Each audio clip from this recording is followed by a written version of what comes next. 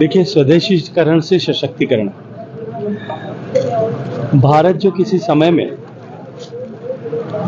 रक्षा उत्पादों के आयात का सबसे बड़ा आयातक ऐसा देश के रूप में पहचान रखता था, माननीय प्रधानमंत्री जी के मार्गदर्शन में, उनके नेतृत्व में आमूलचूल परिवर्तन जिस तरह से किया गया, एक तरफ भारत के रक्षा उत्पादों के निर्माण को प्राइवेटाइज किया गया, उनके साथ में जोड़ा गया।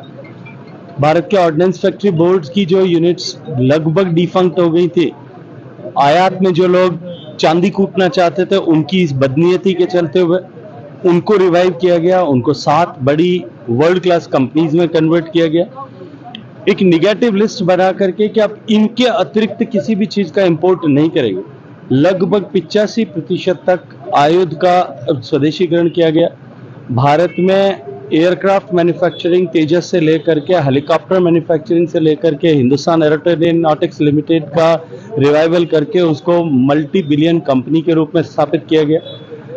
भारत में निर्मित रक्षा उत्पाद, जिनमें मिसाइल से लेकर के सामान्य जो बुलेट प्रूफ जैकेट्स हैं, उन तक पर जिस तरह से काम किया गया, उसका परिणाम यह हुआ है कि भारत आज आयातक नहीं, निर्यातक देशों की श्रृंखला में आकर के खड़ा हुआ है।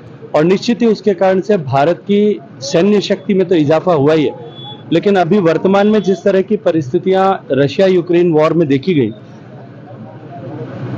रक्षा आपूर्ति में आत्मनिर्भरता जो है वो किसी भी देश की सुदृढ़ता के लिए और किसी भी देश के सशक्तिकरण के लिए और उसके सीमाओं को सुरक्षित बनाए रखने के लिए आवश्यक है। इस आवश्यकता को पूर्ति के लिए दूरदृष्टि पूर्वक जिस तरह से निर्णय लिए गए, उसका प्रभाव जो है आज दिखाई देता है। माननीय प्रधानमंत्री जी के उपस्थिति में कल भारत की सेना की तीनों ही विंग्स ने अपने स्वदेश निर्मित आयुध और प्रणालियों का ऐसा प्रदर्शन किया जिसको देख करके शायद भारत के लोग नहीं, जिस किसी ने भी उसके बारे में सुना होगा विश्व भर में, वो चमत्कृत भी थे और हतप्रभ भी थे। ये चौसर बिछी है।